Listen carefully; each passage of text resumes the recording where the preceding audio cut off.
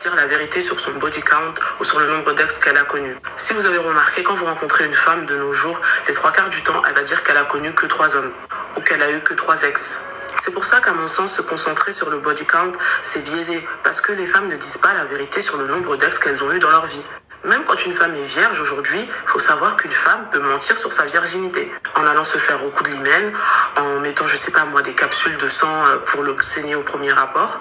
Il n'y a rien qui peut aujourd'hui attester à 100% qu'une femme est vierge ou a peu de body count, etc.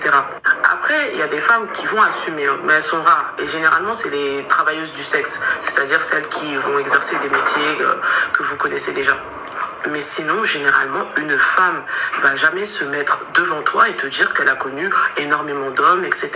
Parce qu'avec la pression que c'est que d'avoir des ex, avec la pression qu'il y a autour de la femme par rapport à son passé, etc., les 3 quarts du temps, les femmes, en fait, mentent.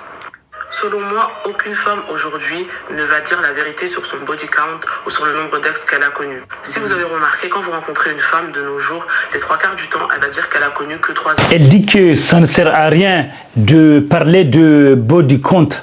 D'autre part, elle a un peu raison parce que dans certaines sociétés, parler de body count ne veut rien dire parce que les gens peuvent mentir facilement. Et du coup, mais par contre, ce que les gens ne savent pas, c'est qu'en fait, certains influenceurs posent ces questions juste pour faire du buzz. Parce qu'ils savent très bien que la fille va mentir, mais c'est juste pour faire du buzz sur Internet. Malheureusement, beaucoup d'influenceurs font des vidéos juste pour avoir des vues. Ils ne font pas des vidéos pour changer le monde ou pour avancer ou faire avancer les relations hommes et femmes. Beaucoup d'influenceurs, ils cherchent juste à faire du bruit et du buzz.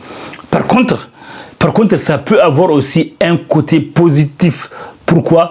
Parce que il y a beaucoup de femmes qui sont manipulées par le conditionnement social négatif qui les poussent à agir d'une façon négative.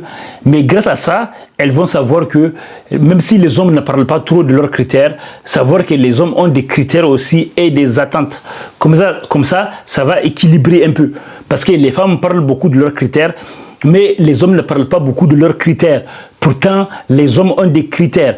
Donc, plus les hommes parlent de leurs critères, plus les femmes vont beaucoup plus respecter les hommes. Parce que les femmes respectent les hommes qui ont des critères.